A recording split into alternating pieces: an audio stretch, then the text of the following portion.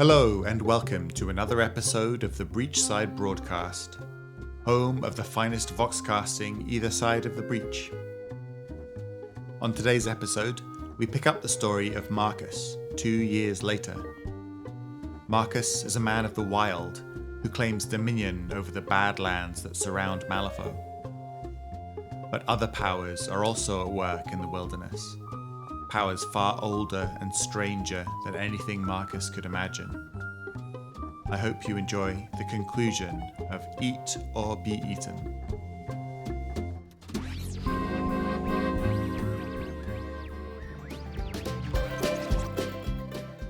This episode of the Breachside Broadcast is brought to you by the Order of the Chimera. Our researchers are currently hard at work on animal hybrids that will revolutionise agriculture and industry. Imagine a horse with the strength of an elephant, a guard dog with the ferocity of a tiger, or a chicken that grows to the size of an adult Nephilim. When nature just isn't good enough, we're here to give it a helping hand.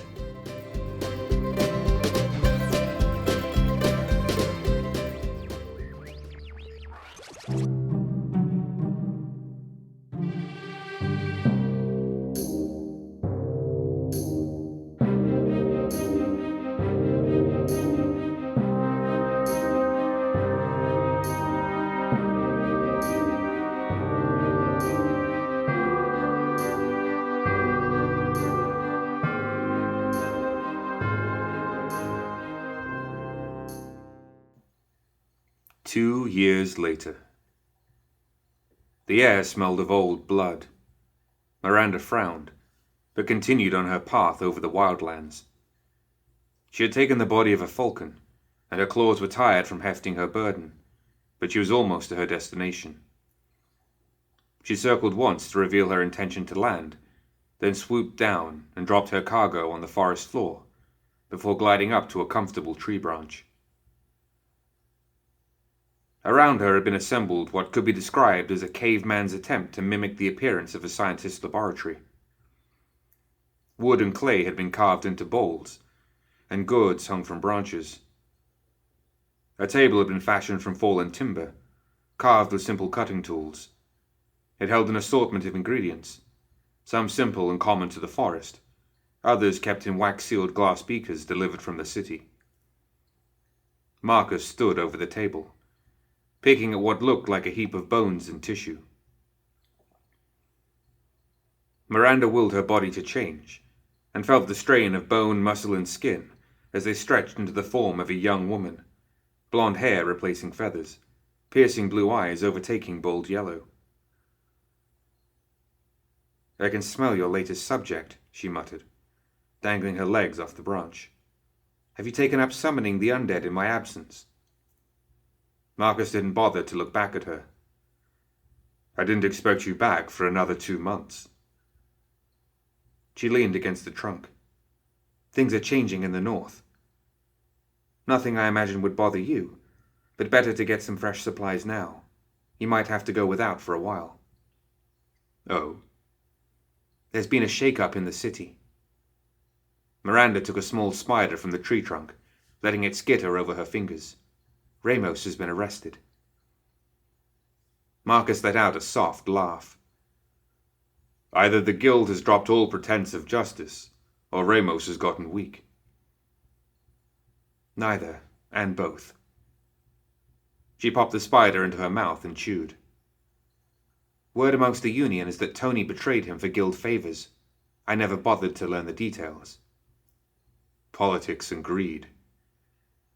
But if she keeps to the city, I see no reason to bother." "They say not everyone in the Union is happy with this. They say Karis is forming a group within the Arcanists, who want to wage a more open war with the Guild. They've done a lot of damage." Miranda climbed down the tree. "She's drawing lines in the sand." "Nothing that concerns me." Miranda went to Marcus, putting a hand on his arm. "She may come looking for you, to demand you join her side." Marcus looked down at her and smiled. Let her come, then. Though I think the wildlands would take umbrage with her flames. They gazed into each other's eyes a moment, before Miranda turned to the mess on the table. One of your experiments? Marcus sighed, the moment souring. Another failure. He paused, trying to find the words. Every hybrid shows promise, but outside of my care, they fail like all the rest. I've seen domesticated dogs survive longer in Malifaux's wilderness. There's too much inner conflict. Organs are rejected, bones deform, instincts become confused. They leave themselves vulnerable. The flesh fights itself. I've been gathering their remains for weeks, hoping to find the harmony. Miranda frowned. The Order of the Chimera is questioning your whereabouts. They want results for their investment. Marcus growled. Nothing but merchants desiring a product. Not at all, Miranda said. They believe that you can do it. I came to this place to find knowledge, Marcus said. I believed it held the secrets. But the forest guards them. I'm no closer to success than I was years ago. She nuzzled his tense shoulder with her forehead. Put it aside for now. Spend this evening with me tonight. We will hunt and feed and lose ourselves in each other. Marcus hesitated, and then brushed her cheek with his palm. Perhaps you are right. Perhaps... Their senses went on alert, and their heads twisted toward the south. Miranda had not scented anything, had not heard anything, yet her instinct warned her something dangerous was approaching. Something of yours, she whispered. No, Marcus said. The Forest Queen has sent her subjects before. They have kept my instincts from going soft. He smirked. But this is the first time they've approached so brazenly. Perhaps the Queen has come to face me herself at last. They waited. The presence that approached made no attempt to hide itself. Miranda caught sight of a humanoid figure moving through the underbrush as if it wasn't there, but not so fast as to suggest an attack. Marcus put his nose to the air. Perfume. Miranda scowled. A messenger. The figure continued to approach, stopping on the edge of the glade. She was dressed in autumn leaves, all reds and yellows. But the leaves were arranged into a fashionable gown that accentuated her beauty. Her hair was a cascade of red, covering one eye. The other was an empty, bleeding socket. Miranda felt her skin crawl, and her fingers began to form talons, ready to tear the disturbing creature apart. Stay your hand, human, the figure said, holding up her hands in protest. I come not in hostility. Marcus stood straight. Only a fool would smell as you do, Faye. I thought I'd left fair enough warning to your kind on the pikes you tried to gut me with. Who is she? Miranda asked.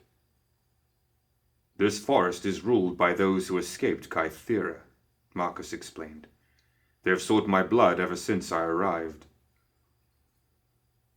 You have made your intentions clear, the Fey messenger said.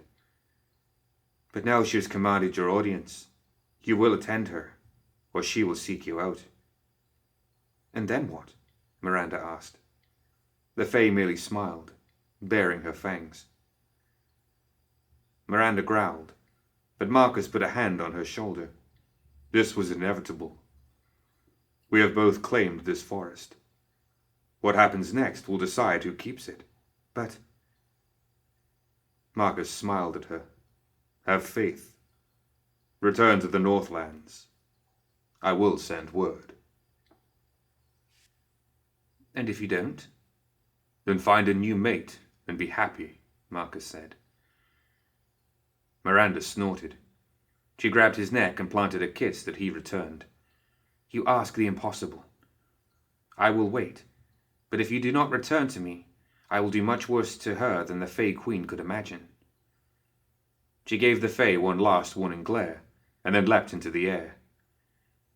Instead of a human, a falcon took flight, screeching its displeasure as it pierced the canopy. Marcus took up his shillelagh. "Lead on." The Fey gave a curt nod, and they ventured deeper into the forest together. As they travelled, Marcus meditated, clearing his mind as he shored up his power, preparing himself. This would not be like compelling some common beast, not some simple hunt between predator and prey. This would be a test of masters, a contest of wills that might be his end. One would dominate the other, and the loser would be left at the new Alpha's mercy. As it should be, Marcus reminded himself, taking comfort in that simple truth. He continued on, his mind alert. Insects buzzed and birds sang. Small prey slept in the trees or curled between their roots. Here, so far from civilization, Marcus felt home, and home welcomed him. The messenger led them out of the underbrush, and Marcus found himself on an open path that was wide enough to allow several people to march shoulder to shoulder. Curiously, the path did not seem to be cut by intelligent hands or clumsy feet. It was as though the trees themselves had parted. "The Queen awaits, human," the Fey growled. She did not bother to keep her disdain for his kind from her voice. Marcus ignored it. He had killed enough Fey to feel nothing at her disgust. Seeing no rebuttal forthcoming, the messenger sneered and stepped back into the forest and vanished. Even her scent was gone. He strode confidently in the direction the forest provided him, never once lowering his guard. After a long walk, Marcus saw a shape ahead. A great twisted weirdwood tree, covered in yellow leaves. The path widened, and Marcus entered an open clearing. A flat stone covered in indecipherable runes sat in the center of the clearing, and beyond that was a small hill where the golden weirdwood had risen from the earth. A woman sat at the foot of the tree, its roots twisting into the vague shape of a golden throne. Her back rested against the trunk, cushioned against a pair of wings the color of dried blood. She was dressed in rags, but her posture was that of royalty. Like the other Fae, her eyes were twin holes, bleeding and empty. Yet despite her gaunt, corpse-like appearance, Marcus saw an inner beauty that was kept hidden. An aura of power seemed to shimmer from her, and while the flesh of her eyes was gone, he could just make out twin pinpricks of golden light that watched him approach. Her scars were many, but he could almost make out the beauty she had once been, and it made his breath catch in his throat. The woman's ethereal gaze never left his, but she turned her head as though she had just noticed him. "Welcome, Marcus of the Wither Peak." Thoughts raced in Marcus' mind. It was not surprising that she had known him. It was likely she had been watching him since before his arrival in the Wildlands, perhaps longer. But she had titled him to a place. Wither Peak. He had never heard the name used by anyone before. He fought the urge to ask 1,000 questions, instead making a gesture of respect for a fellow predator, the same he had made to the farmer 2 years ago. "Queen Titania, Lady of Autumn." Titania smiled and gave a nod in acknowledgement. "It is the custom of my court to bring tribute to the throne." Marcus considered his next move. He was not merely in a place of a predator then. He was in a place of politics. Not of guild bureaucracy and the rule of wealth, but one of warlords and respect due to conquerors. With a nod, he reached into his hide pouch and produced a handful of small objects. "The fangs of a human," he said, dropping them one after another into the grass at his feet. blunt and rotten from a life of soft meals and crooked words. The fingers of a soldier, weathered from battle. The heart of a fool who did not respect the wild. Titania did not move, but there was a sense of surprise and approval in her aura. The items he offered vanished, the moment they touched the ground, snatched away by the Queen's power. "What fangs do you bear, Marcus Witherpeak?" "Teeth sharpened on worthy prey," he said. "But if I speak lies, then the Queen may claim them as well." Now Titania's smile widened. "You have been far from your territory for some time. This forest is not yours, yet you remain. And not to bow before me, I think."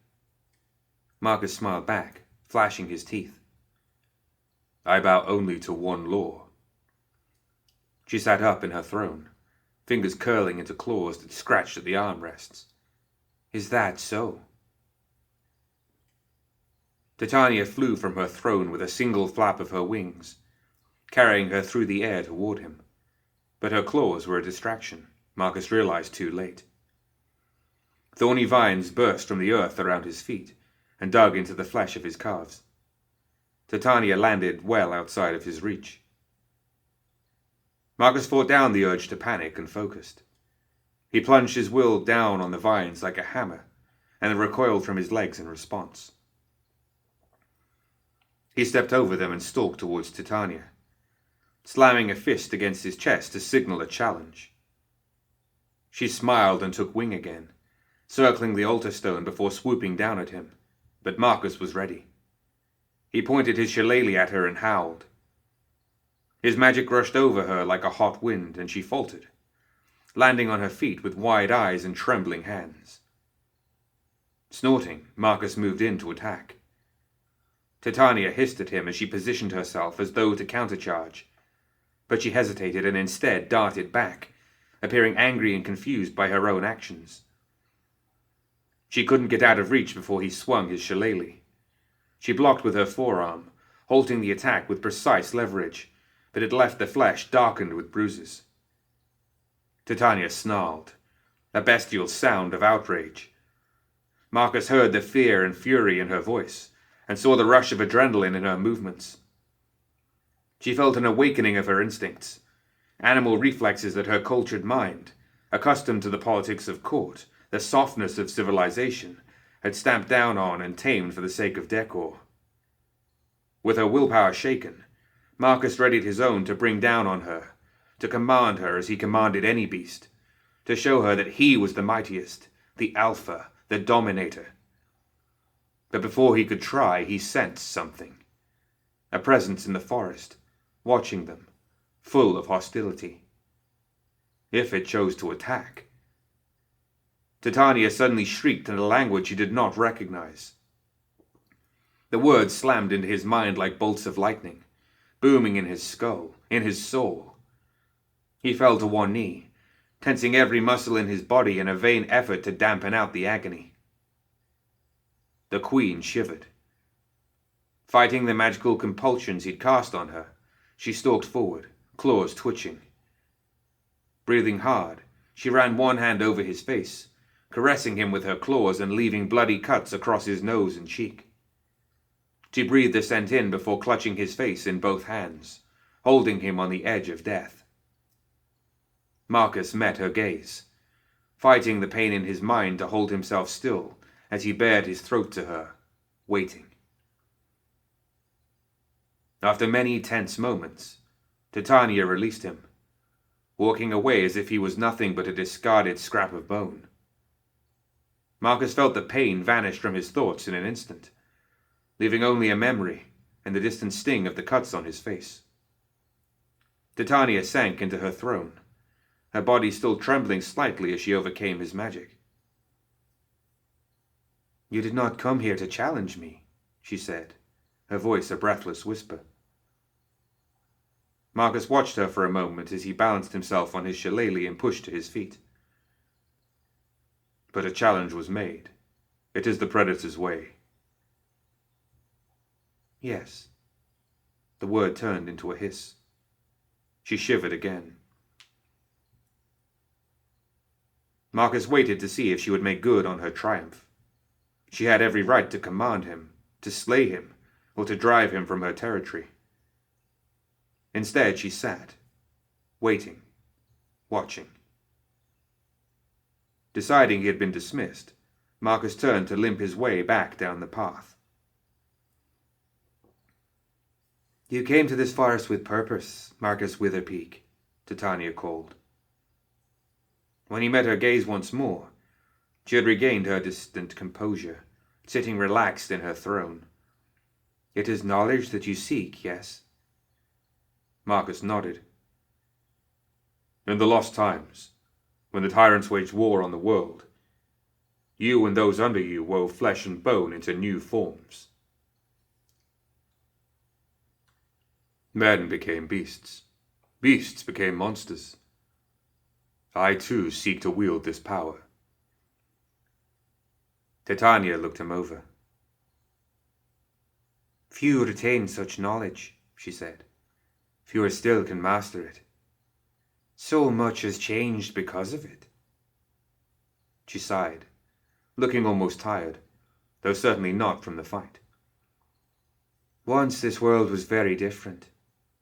So much has been lost to the tyrants. Now you ask me to gift you this knowledge so you can shape more creatures into being, to reshape my world again." Marcus held his head up. "It is the way of things. Creatures are born and change. Nature shifts to embrace or reject them. The weak perish. The strong live. This is the truth, even for those things born of man, or fae, or tyrant." Titania stared at him for many silent minutes, her gaze never wavering. "You know they will return. They are strong. You wish to fight them, with these creations of yours." Marcus smiled. "And others." Titania rose from her throne again. As she did, a single gold leaf fell from the weirdwood throne and fluttered down to land in her outstretched hand. She delicately carved a mark into the top of the leaf and blew it out into the air where Marcus could catch it. The mark was not one he could read, but it had a primitive magic that he recognized. "Take this," Titania said. "Meditate on it over the course of the moons for 1 month. If you are strong, the knowledge will be revealed to you. And if I am not?" "Then you are just another human maggot, worthy of nothing but madness and rot," Titania snapped. "And what do you want in return for this boon?" Marcus asked. She glanced to the side. "A pact," she said. "Keep to your own, Marcus Witherpeak. I will leave you in peace, and I expect the same in return. And the mountain remains yours." Marcus nodded and bowed. It did not feel natural to him, but a ghost of a smile touched Titania's lips, and she gave a curt nod in return. "You call me Witherpeak. Why?" An eyebrow rose. "You do not remember? When I returned to the world, I spoke to the earth and trees. I wished to know who called themselves the rulers of my world. The humans of the city, the Nephilim of the forest, the gremlins of the swamp, the banished of the sea, and Marcus of the Witherpeak." She cast her hands over the ground before her, and the soil shaped itself into a mountain that Marcus recognized. A mountain he had once claimed, when he toppled a guild fort and slew its commander. Marcus heard his words echo in his memories. "My land, my mountain." "The Witherpeak names you its master. It has been a long time since anyone has earned its respect." Her eyes narrowed. "The land keeps secrets even the dead forget, and the Witherpeak knows more than most." If the tyrants learn of this, they will take it for themselves. Guard that knowledge well." Marcus felt the weight of her words. Much had been revealed to him in a few moments, and he sensed that it would take time for him to absorb it all. Titania watched him impassively, betraying nothing of her inner thoughts as he began his journey home. When he had left, Titania allowed herself to relax. The duel with Marcus had not been as one-sided as she had foreseen. His magic had been a blessing as much as it was a curse. For the first time in millennia, she had felt emotions and instincts awaken in her that had been dulled by her entrapment within Kythera and the duties of the court. The joy of the hunt, the bloodlust, as she had sought Marcus's throat, the uncertainty of her strength, the awareness of his power, the fear. She had been overwhelmed by it. She wallowed in it. If Aisling had not distracted Marcus, had Titania not regained herself enough to put everything she had into her arcane command, that it might be her bowing to Marcus' might. It angered and shamed her to even admit it to herself. As she brooded, the court emerged from the forest. At her command they had stayed silent witness to the duel, and now they spoke in haughty but hushed tones. What brazen foolishness, they agreed, for a human to challenge the Queen of Autumn. What a stink humans carry. How weak they are. Surely the Queen did not leave him alive out of mercy. She must sense he will be of use in the future. A tool for the right moment. A tool, yes, Titania agreed, interrupting their gossip. That one will be of use. As I commanded, we are to leave him and his woman be. None here will break that pact. Her lithe form clad in a gown of soft bark. Impudent worm, Aisling spoke to the departed Marcus. You should have torn his heart from his chest, my queen. Don't think I missed your attempt to intervene, Titania said, to go against the traditions of the court. Aisling dropped into a bow. I only wished... She cut herself off. I am sorry, my queen. Forgive my weakness. Titania leaned close enough to be unheard by the court.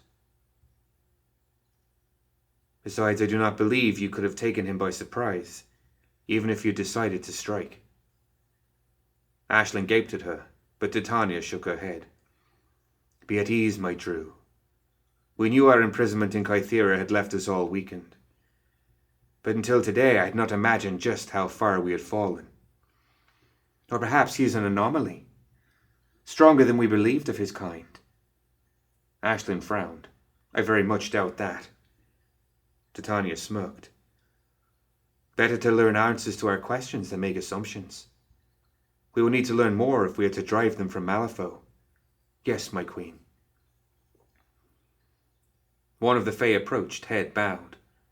Titania recognized him as a guard of their northern borders.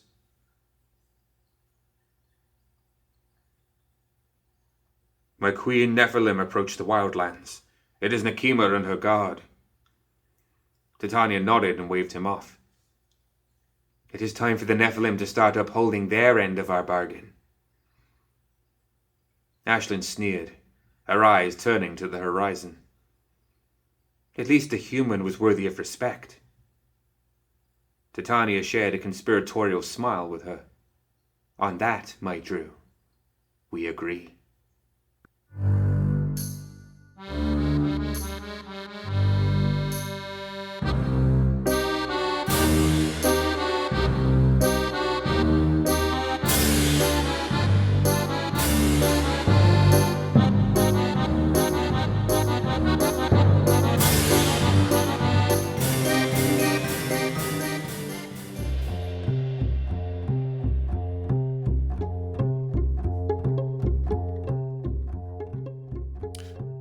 That's it for another episode of the Breachside Broadcast. Join us next time for more Tales of Malifaux.